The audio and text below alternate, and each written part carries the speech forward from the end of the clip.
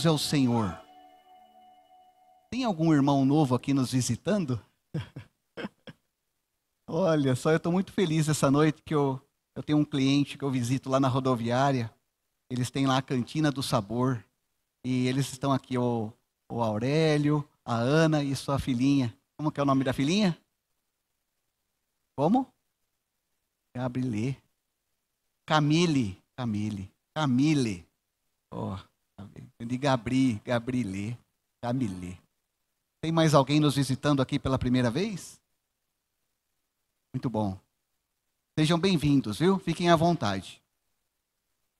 Então, irmãos, nós estamos na mensagem 33, né? A mensagem original, cujo o título é Do Lado do Senhor saiu sangue e água. A mensagem anterior, no sábado passado, foi o sofrimento, a crucificação de Jesus. E essa mensagem ela é uma continuidade da mensagem de sábado. Então, assim como o irmão Pedro, ele sempre pega uma sequência da mensagem anterior, eu também quero seguir esse mesmo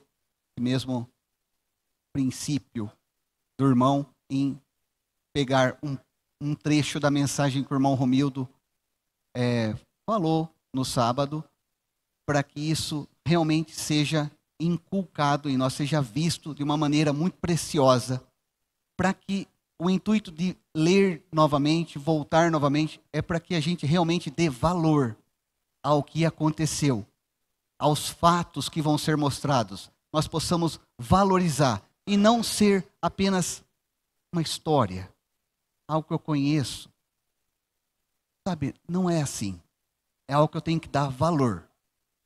Então, vamos abrir a Bíblia lá em Marcos. Vamos aqui. Marcos 15. Nós estamos desfrutando do livro de Mateus, mas como a sequência que o Pedro Dong dá, ele cita o livro de Marcos porque tem alguns detalhes a mais que o livro de Mateus, e também depois nós vamos entrar no livro de João, que possui ainda alguns detalhes a mais. Tá bom? Então aqui em Marcos, no capítulo 15, no versículo 20, fala assim: depois de o terem escarnecido, despiram-lhe a púrpura, vestiram-lhe as suas vestes e o levaram para fora a fim de ser crucificado. Então, né, o Senhor já estava aqui, colocaram a roupa dele para que ele fosse para fora da cidade para poder ser crucificado. E obrigaram certo Simão Cireneu, que passava vindo do campo, pai de Alexandre e de Rufo, a carregar-lhe a cruz. Então, logo na saída ali, apareceu esse Simão Cireneu porque ele é da cidade de Cirene. Então pegaram ele para ajudar no carregamento da cruz e levaram-no a um lugar chamado Gólgota, que quer dizer lugar da caveira. Esse Gólgota, né, algumas pessoas às vezes confundem com Gólgota ou é o Monte do Calvário, né? A gente sempre ouve falar da cruz do Calvário, mas é Gólgota. É que o Gólgota no hebraico ele é Gólgota. Ele é Monte da Caveira, Gólgota. Agora, quando você pega essa palavra Gólgota no latim, tem o significado de Calvarium. No português é Calvário. E esse Calvarium é de calvo, é de calvície, é de crânio. Então, Monte Calvário, onde estava a cruz do Calvário, é relacionado a isso, a calvo, crânio, que não tem cabelo. Também é relacionado a ossadas. Diz a história que esse monte era um lugar onde tinha muitos ossos. Não sei se é verdade, mas se chamava Monte da Caveira. Gólgota ou Calvário, tá bom? E ali ofereceram-lhe vinho misturado com mirra, mas ele não o tomou. Então o crucificaram e repartiram entre si as suas vestes, lançando a sorte sobre elas para ver o que levaria cada um. É sinal de que o Senhor Jesus se vestia muito bem, não é verdade? Tiraram sorte com as suas vestes. Se fosse qualquer roupa, ninguém ia querer. Mas era sinal que o Senhor se vestia bem. Era uma roupa que tiraram sorte até para tê-la, né? Então, o crucificaram, repartiram suas vestes, lançando sorte por elas, levaram a cada um uma parte, e era hora terceira, e o crucificaram. Hora terceira. Sexta-feira, isso era uma sexta-feira, na hora terceira.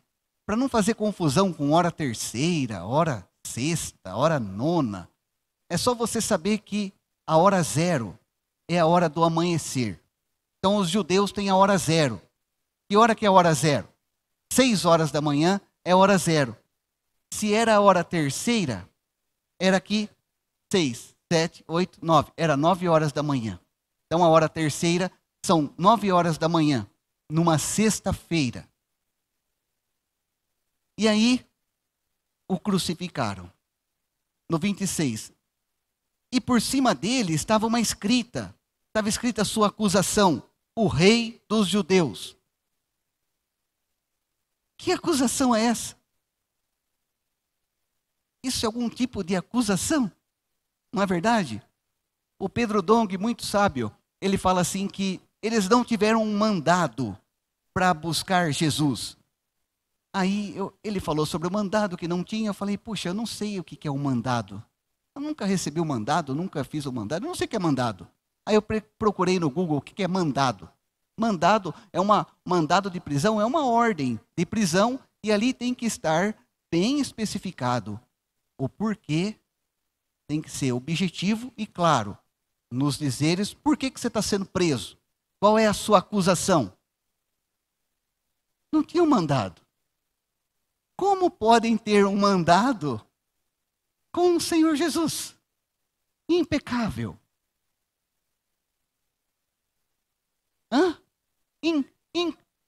Incorrigível. Incomparável.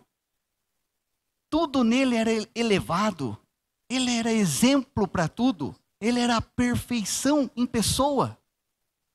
Não tinha do que acusá-lo. E ainda inventaram essa verdade.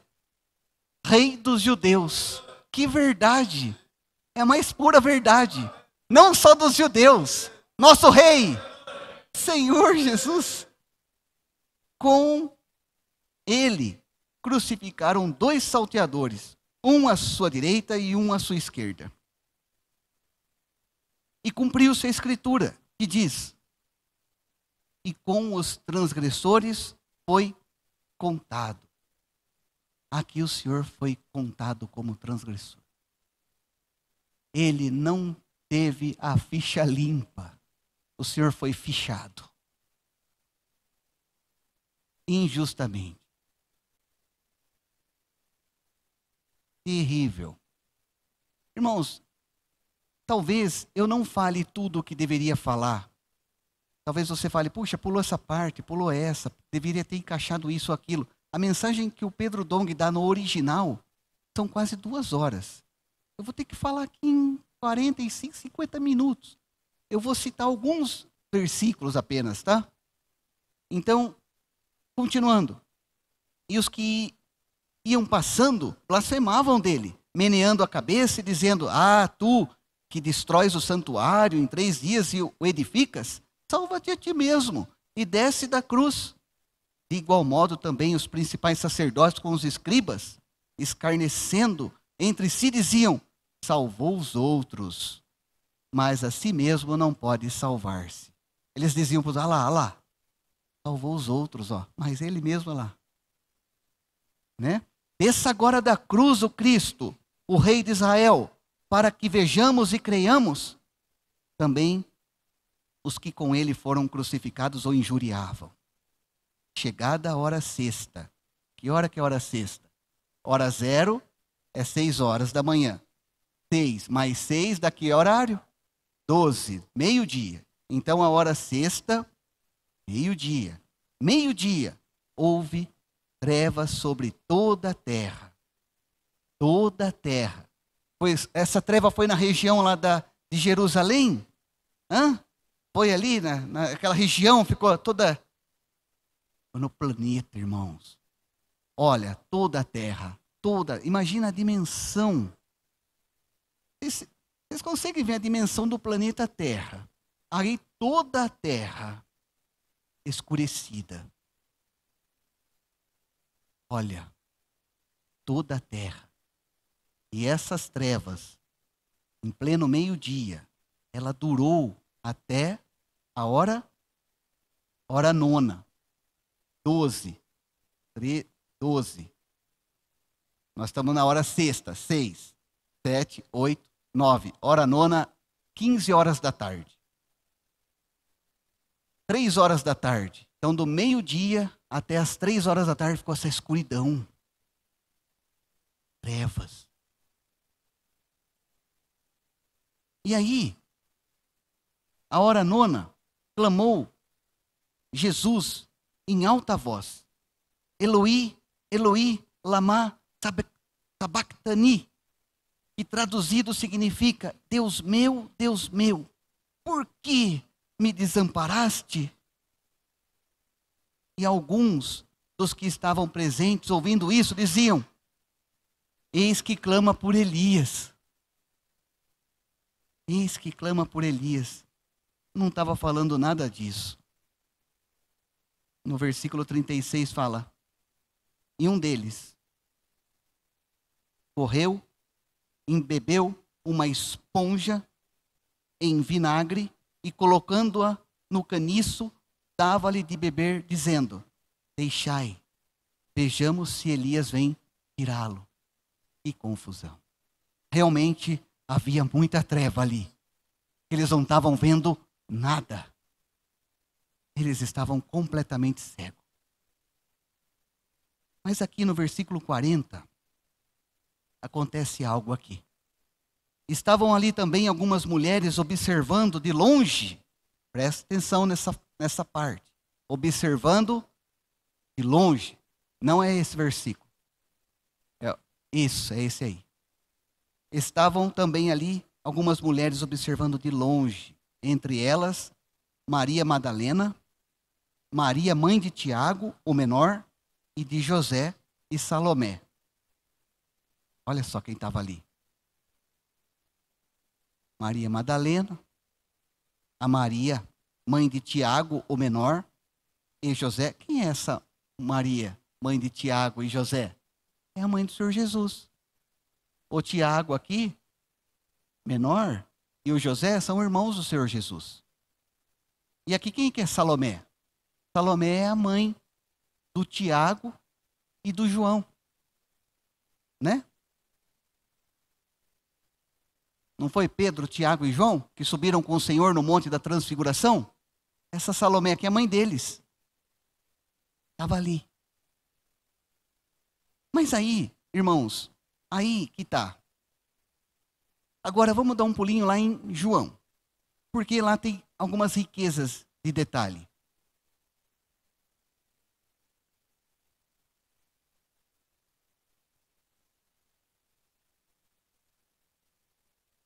Evangelho de João 19, no versículo 25, fala assim: olha agora, interessante. Estavam em pé junto à cruz de Jesus. Olha lá, eles se aproximaram. Sua mãe, a irmã de sua mãe. Quem que é a irmã da mãe de Jesus? Salomé. Então Tiago e João eram primos do Senhor. E Maria, mulher de Clopas, e Maria Madalena. Então aqui haviam as 3 Marias e mais a Salomé. E também João. E aqui irmãos, e vou fazer um adendo. Vamos abrir rapidinho aqui em Lucas 8. Lucas 8:1. Só um adendo, a gente já vai voltar. Interessante que essas mulheres estavam ao pé da cruz. Sem medo de ser feliz. Olha. E no Lucas 8:1 fala assim: aconteceu em seguida que andava Jesus de cidade em cidade, de aldeia em aldeia, pregando e anunciando o evangelho do reino de Deus, e os 12 iam com ele. Os 12 iam com ele, bem como algumas mulheres que havia sido curada de espíritos malignos e de enfermidade. Maria, chamada Madalena, da qual saíram 7 demônios. Joana, mulher de Cusa, administrador de Herodes. Susana e muitas outras, as quais o serviam com seus bens. Aqui, irmãos, nós vemos as mulheres, nós vemos aqui os discípulos. Foram chamados e os seguiam, os discípulos. Mas as mulheres, elas foram curadas pelo Senhor. Não só seguiam, mas o serviam. Então, tá vendo, irmãs? As mulheres foram tomadas. Na verdade, a Eva, ela foi feita do osso do Adão. Ela não foi feita do pó da terra.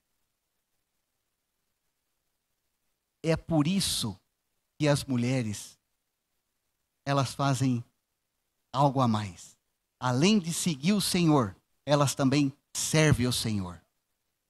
Por isso, irmãs, vocês, olha, se valorizem. O Senhor conta com vocês.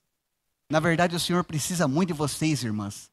Vocês são muito preciosas para o Senhor. Não são qualquer pessoas. Não são qualquer mulher. Não é verdade? Por isso, não se deem ao luxo ou ao fútil luxo de se sentirem desprezadas, mal amadas. Não, vocês não são. Vocês são além de nós. São além. Claro que as mulheres precisam ser o quê? Encabeçadas. A mulher, toda vez que ela quer encabeçar algo, não é bom. Ela quebra um princípio que o próprio Deus instituiu. Agora, da nossa parte, irmãos, o que nós temos que fazer? Da nossa parte, temos que amar. Nós amamos nossas mulheres. E pelo amor que elas recebem, elas se submetem e servem. Eu me sinto muito bem servido pela minha esposa em casa. Nossa, que casamento é esse, né? Você fala. Não, eu tenho meus ajustes. Chamo de ajuste. Eu tenho. Mas, irmãos, eu procuro fazer de tudo para amar minha esposa, para ela sentir que ela é amada. Em contrapartida, eu me sinto servido. Eu sou privilegiado por ter isso. Né? Tem hora que eu tenho vontade de falar umas boas, mas eu falo, Senhor, não vale a pena. É melhor eu amar. Porque daí o Senhor tem controle. Quando eu amo, há controle. Porque ela se sente encabeçada, se sente segura e consegue servir.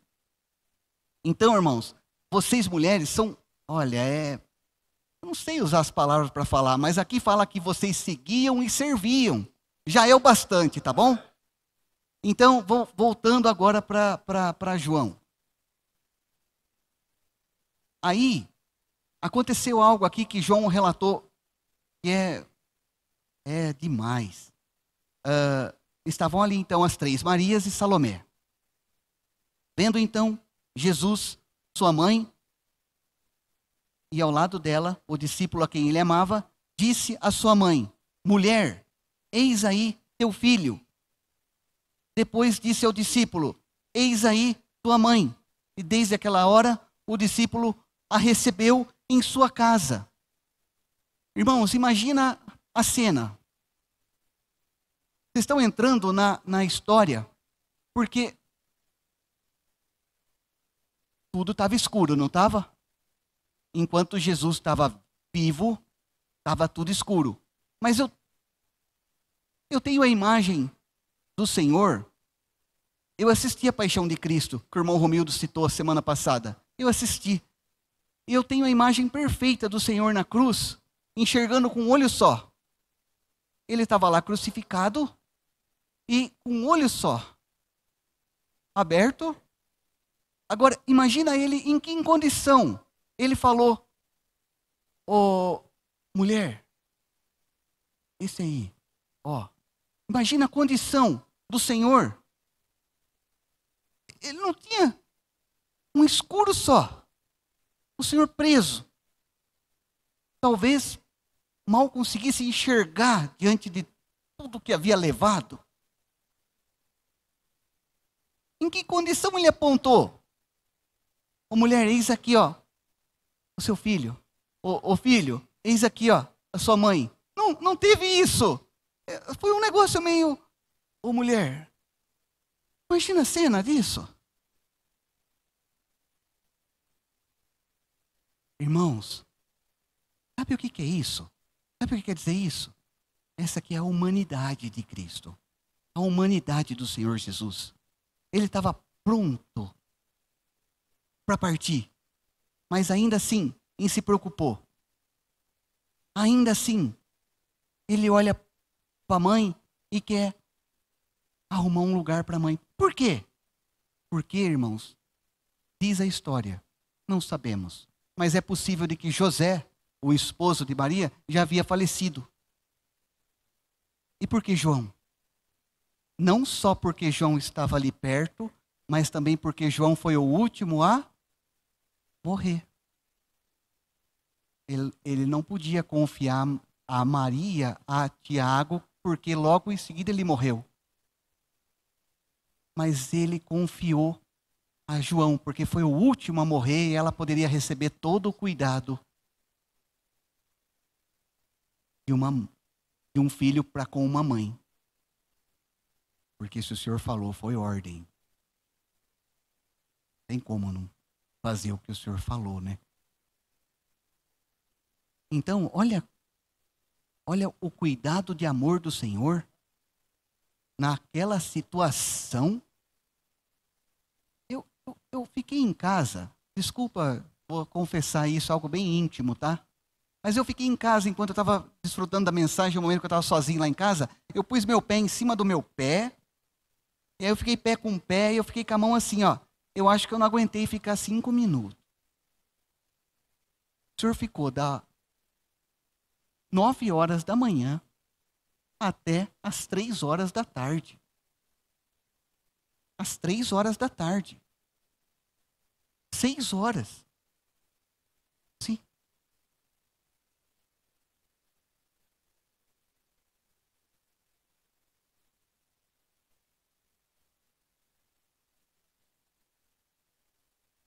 Bom. É intenso, né, irmãos? Depois disse... Bom, voltando agora aqui. Então, o Senhor dá essa ordem para João, deixa bem resolvido, e aí voltando aqui para Marcos 15, no versículo 38. E Jesus, no 37, no versículo 37, Marcos 15, 37, fala assim, e Jesus, dando um grande brado, expirou. O que é brado? É um grito forte, onde todo mundo pode ouvir. É um grito que pode se ouvir à distância, dá um brado. Brado da vitória. E dando um grande brado, expirou. Nesse momento, irmãos, que ele expira, o véu do templo se rasgou em dois, de alto a baixo. E o centurião que estava em frente dele, vendo que assim inspirara, disse: verdadeiramente esse homem era filho de Deus. Em outras palavras, o que nós fizemos? Esse era o filho de Deus. Diante de tudo o que aconteceu, escuridão que houve, as rochas se romperam, houve um terremoto ali, houve um agito ali, naquele lugar. A única coisa que podia ficar, a única mensagem que eles podiam ter é: realmente, esse era filho de Deus. E aqui, irmãos, é o grito da vitória. É o grito da vitória. Por quê? Porque aqui é o fim da velha criação e o início de uma nova vida, o início de um novo jeito de viver agora. Embora inocente, embora não merecendo, mas toda essa dor, todo esse sofrimento, toda essa energia para enfrentar essa cruz, foi por causa da gente. Foi por causa de mim. Sabe, por que estava tudo escuro? Por que escureceu tudo? Ah, foi por causa do pecado da humanidade. Não, irmãos. Não, vamos falar a verdade. Foi por causa de mim. Foi por causa do meu pecado. Foi por causa das minhas falhas, das minhas transgressões. Fui eu. Foi por causa de mim. E corajosamente ele foi. O negócio, irmão, é pessoal, é individual para cada um. Não é pela humanidade. É fácil deixar para a humanidade. Não é por causa de mim, irmão.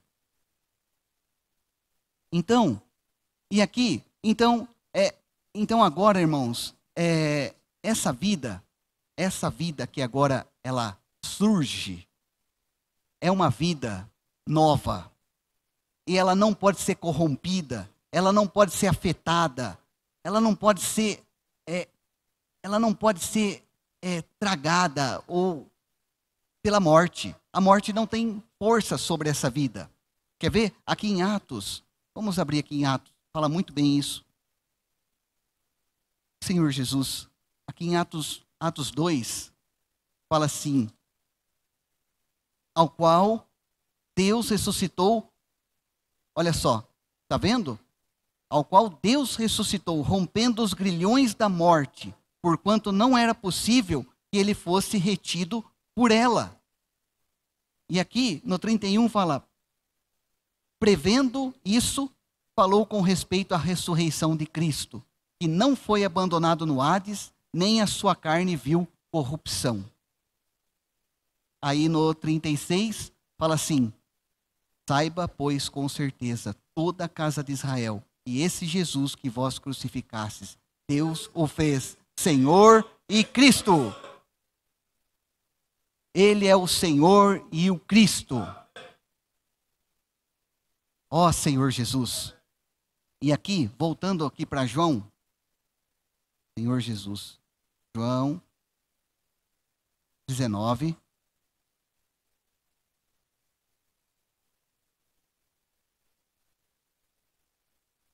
João 19, no versículo 31, fala assim: então os judeus, visto que era dia da preparação, e para que no sábado não ficassem os corpos na cruz, pois aquele era o grande dia de sábado, pediram a Pilatos que se lhe quebrassem as pernas e fossem tirados.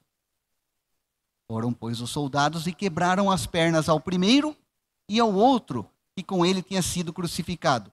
Chegando, porém, a Jesus, como vissem que já estava morto, não lhe quebraram as pernas.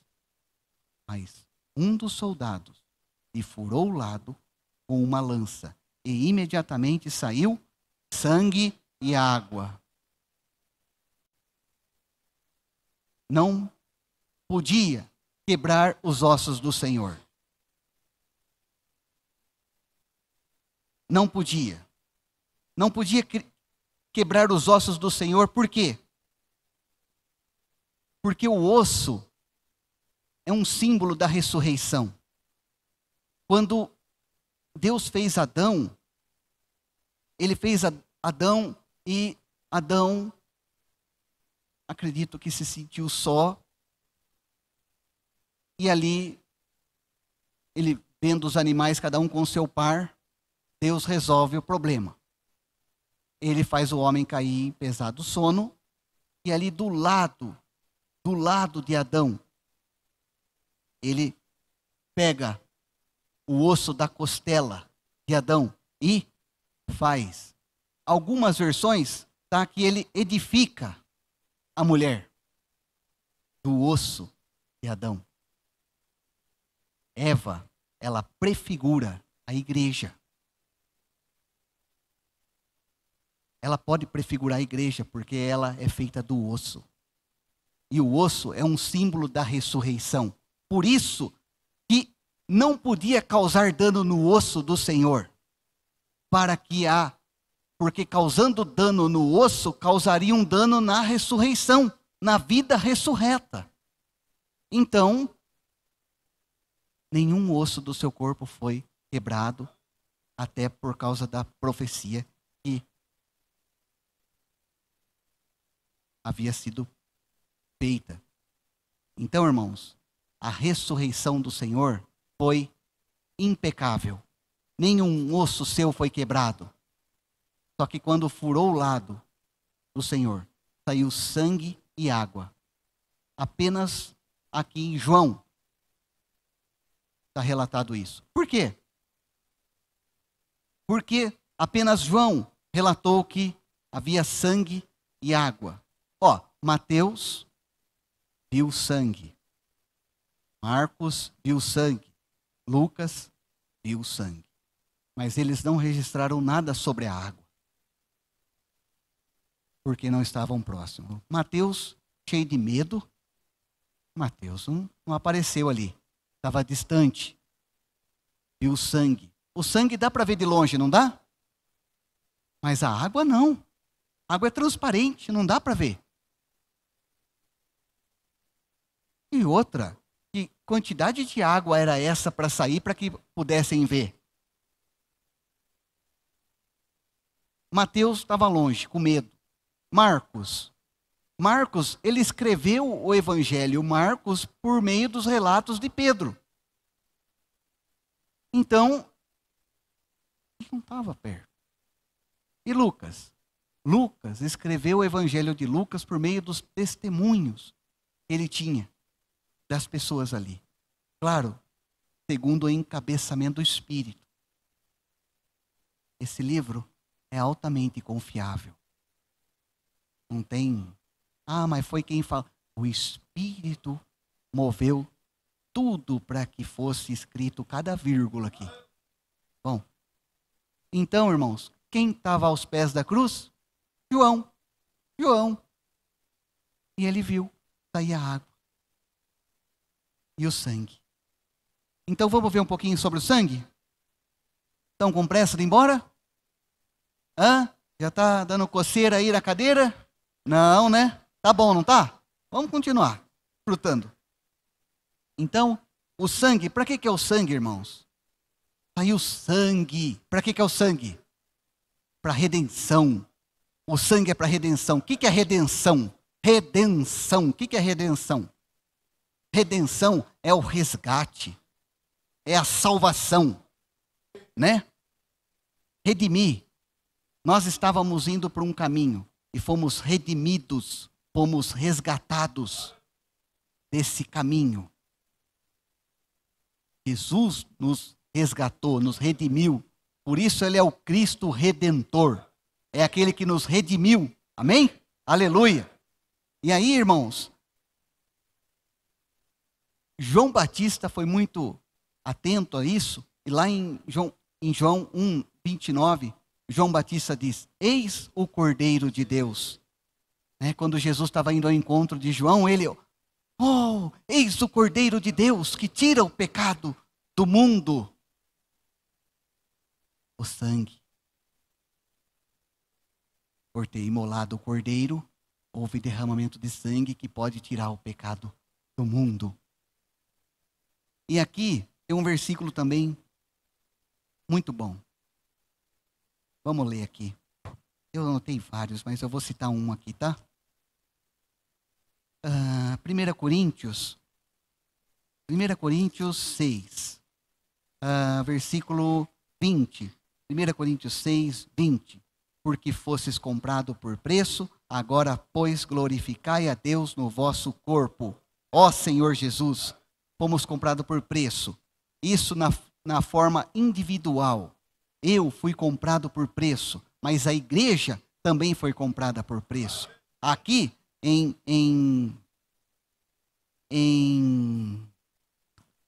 Atos 20, vamos abrir aqui em Atos 20, 28. Olhai por vós mesmos e por todo o rebanho, no meio do qual o Espírito Santo vos pôs por supervisores, para apacentar a igreja de Deus, a qual ele adquiriu com o seu próprio sangue. Ou seja, o adquiriu, também em algumas versões está comprou, né? O qual ele comprou com o seu próprio sangue. Isso diz respeito à igreja. A igreja foi comprada por um alto preço.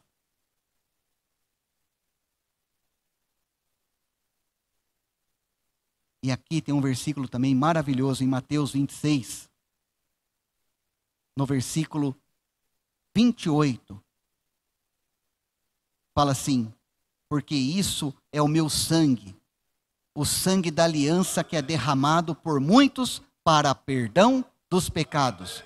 Aqui, quando fala de aliança, o Senhor está fazendo um pacto. Ele tem um pacto com a sua igreja. De que o sangue dele foi para comprar a igreja, foi para nos comprar individualmente. E isso é uma aliança que ele fez conosco. Por que tem essa aliança? Para levar a sério. Por que eu uso aliança? A hora que eu lembro, eu falo, opa, toma cuidado. Toma cuidado. Ó, você é casado. Não olha para isso não. Olha para sua esposa. Respeito. Quando Deus fez uma aliança por meio do sangue, é de valor. Porque o preço foi pago para ter a igreja. Eu falo para mim mesmo, cuidado. Cuidado cair na bagunça. Por isso que nós temos que levar o Senhor a sério. Não é verdade? No sentido de dar valor. Pacto. E aqui tem um versículo maravilhoso em Hebreus. Hebreus 10. Eu não sei os versículos de cabeça, tem que ficar olhando aqui, tá? 10, 19. Tendo, pois, irmãos, intrepidez para entrar nos santos dos santos, pelo sangue de Jesus, pelo novo e vivo caminho que ele nos abriu através do véu, isso é, da sua carne.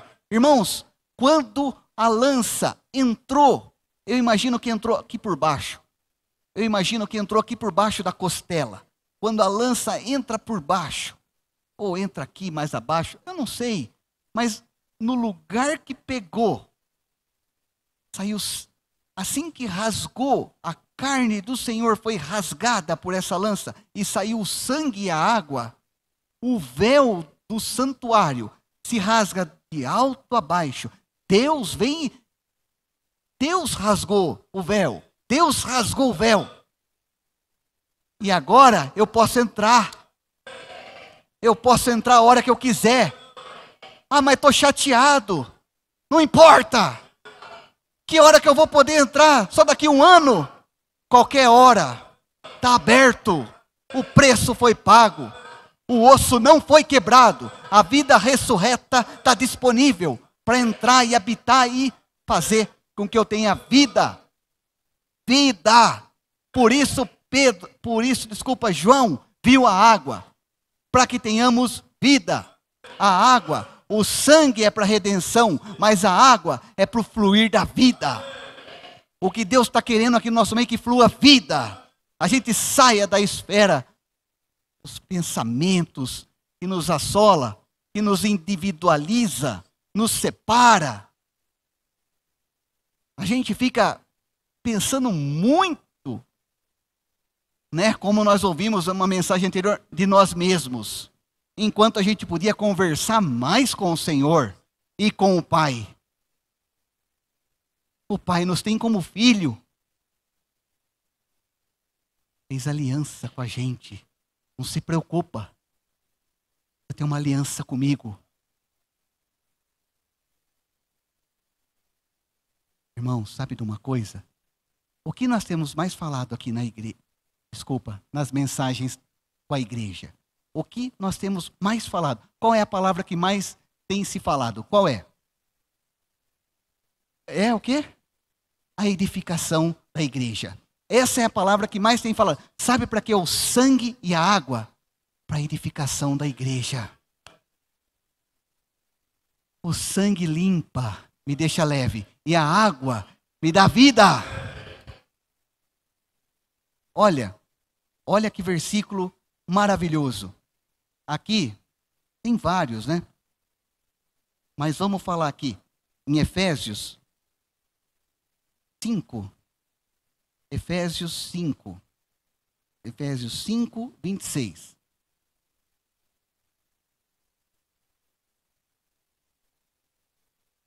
Fala assim: maridos, amai vossa esposa, como também Cristo amou a igreja e se entregou por ela, para santificá-la, purificando-a pelo lavar da água na palavra. Irmãos, olha, presta atenção. Jesus, eu gostei muito do exemplo do Pedro Dong. O Pedro fala que quando ele era jovem, o desejo dele era ser um discípulo, para ficar olhando e vendo tudo o que Jesus fazia, para ele aprender, fazer igual. Como Jesus falava, como ele comia, como ele sentava à mesa, como ele tratava as mulheres que o serviam, como ele fazia essas coisas. Eu queria ver cada detalhe. Eu nem era casado ainda, eu participei de uma... meu horário está dando. Eu participei de um curso de linguagem corporal. Era um curso de comunicação e expressão verbal. Pelo jeito eu não aprendi nada, né? Mas esse curso eu tinha que lá na frente depois fazer um discurso sobre tudo que eu aprendi. E aí eu troquei ideia com uma pessoa. Ele foi falar o que eu falei, o que eu queria ser, e eu fui lá falar o que ele queria ser. Aí ele foi contar lá o que eu queria ser. Eu gostaria de ser um apóstolo de Jesus. Porque eu falei que eu queria ser um apóstolo de Jesus. E ele começou a contar as coisas, foi até engraçado. Mas no final, no TCC desse curso que eu fiz, foi demais. O professor falou, agora vocês vão ter um tema livre. E aí eu vou avaliar se vocês estão aptos. E aí, qual foi o meu tema? Foi pregar o evangelho para toda a galera que estava lá. Aí eu falei do homem tripartido, corpo, alma e espírito. Eu falei, agora vocês têm que falar comigo. Senhor Jesus, todo mundo, Senhor Jesus, entra em mim, todo mundo. Eu já fiz a oração no final. Aí o professor lá deu 7 não sei no que, 8 não sei no que, e 10 não sei no que. Eu fiz umas notas lá, acho que ele não gostou muito do negócio meio ali, né? Mas, enfim, então, nem sei porque eu estou falando isso. Mas, irmãos, olha que interessante. Hoje, a melhor maneira para estar perto, para ver a água pura, é onde? Aqui, irmão. Palavra. O Pedro falou para nós a mensagem. Ele falou, irmãos, ele está disponível só para mim. Sabe o que eu tenho que ter? Uma boa consciência, uma boa conduta. Porque senão eu não vou ouvir, eu não vou ver, eu não vou sentir nada. Então, eu tenho que chegar na palavra e tenho que ser sincero.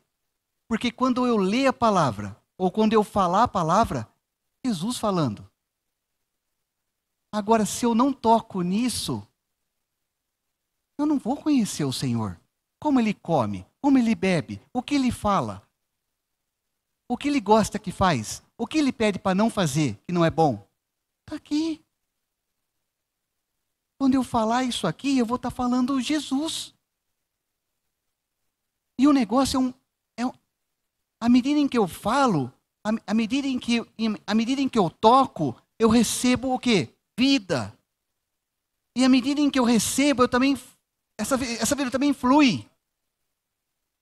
Quer ver esse versículo? João 4,14.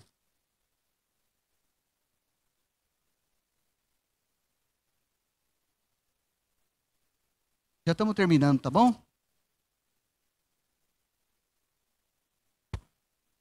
Olha, o Senhor, Ele encontrou essa mulher samaritana. Os irmãos sabem da história, eu não vou falar toda a história, mas Ele fala assim para ela, ó, aquele, porém, que beber da água que eu lhe der, de modo algum terá sede, para sempre.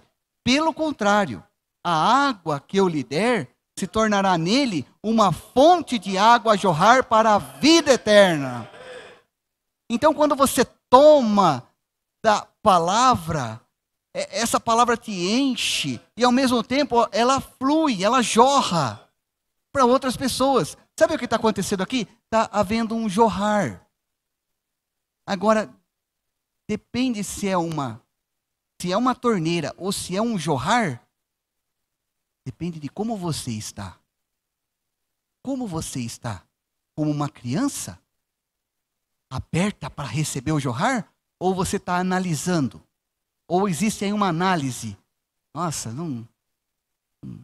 nada a ver. Nada a ver. Não estou sentindo nada. Está vendo que o problema não é com a palavra? Esses dias eu fiquei sabendo que o irmão Miguel foi falar uma palavra para umas pessoas. E a primeira coisa que ele perguntou antes de falar alguma coisa foi: vocês creem na Bíblia? Não. Não? Então tá bom. Tchau. Obrigado. Vou embora. Vocês não creem? Não. Então tchau. Não sei o que eu estou fazendo aqui. Irmãos, nós cremos em cada ponto, em cada vírgula aqui. Essa aqui é a nossa base. Essa aqui é base. Ah, mas pode não sei o quê? Vamos ver se pode. Vamos ver se pode. Isso agrada? Vamos ver se agrada. Essa é a nossa base, a nossa referência. Só para terminar. Então, vamos ler mais um versículo aqui, João 7, 38. Ó Senhor Jesus, esse é bom, né? Ora, no último dia, o grande dia da festa. Olha que autoridade. Nesses momentos eu também penso que nem o Pedro, gostaria de estar lá para ver o Senhor Jesus fazendo isso, viu? Último dia, Jesus levantou-se e clamou dizendo: se alguém tem sede, venha a mim e beba. Quem crer em mim, como diz a Escritura, do seu interior fluirão rios de água viva. Olha isso. Você está vendo, irmãos? Está vendo? O problema não pode estar com a gente. Com a palavra não há problema. Então, para que ela possa fluir, eu tenho que estar bem. Eu tenho que estar aceitando. Eu tenho que estar falando, eu preciso mudar. Eu preciso chegar mais perto. Eu preciso conhecer mais esse meu mestre. Saber o que ele gosta, o que ele não gosta. Para mim fazer exatamente isso. Talvez não vou ser tão impecável como ele. Mas eu vou querer fazer. Eu vou querer ser igual a ele. Mas como que eu vou ser igual se eu não sei o que está escrito aqui? Irmão, essa aqui é a água. A água é a palavra. Irmãos, por isso foi tão importante João ter falado da água. Muitos cristãos valorizam o sangue, mas não dão valor à água. Saiu sangue e água. Ambos são para edificar a igreja. Irmãos, vamos buscar água? Vamos deixar essa água jorrar? Quando alguém chegar perto de você, jorre a água. Jorre a água. Essa água tem que jorrar. O Senhor conta conosco. Amém?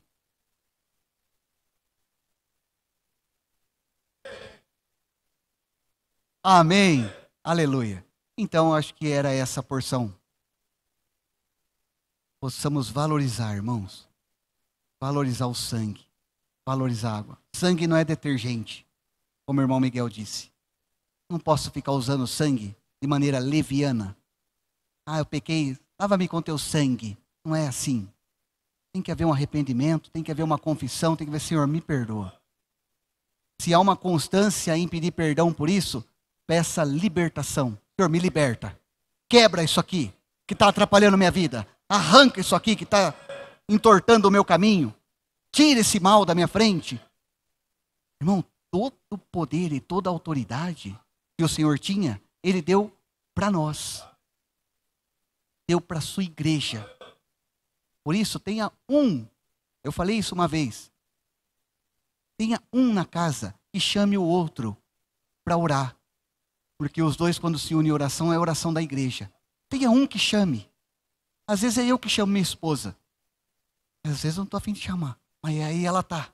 Aí ela me chama. Se você tem um pouco de força, chama o seu esposo. Irmãs, vocês são privilegiadas. Vocês são para seguir e servir o Senhor. Vocês têm algo a mais. Mas não se percam. Precisa de encabeçamento. Precisa ser encabeçada. E da nossa parte nós vamos amar vocês. Né? Amém, irmãos? Amém. Aleluia. Quero fazer uma oração então para terminar, tá bom? Senhor Jesus, nós agradecemos muito esse momento em que ficamos aqui, esse momento em que o Senhor esteve aqui no nosso meio. Nós somos gratos a Ti por ter dado o Seu sangue por nós. Pessoas tão desprezíveis. Andávamos num caminho contrário, falávamos mal do Senhor, não valorizávamos nada do que o Senhor tinha feito. Mesmo assim o Senhor nos chamou e nos colocou aqui. E hoje está nos agraciando com a sua linda presença. Senhor Jesus, mais uma vez, nos dê um toque teu, para que saiamos daqui diferente do que chegamos, decididos a valorizar tudo o que o Senhor passou para nós. Abençoa a tua igreja, no nome do Pai, do Filho e do Espírito Santo. Amém. Jesus é o Senhor. Amém. Muito bom, irmãos.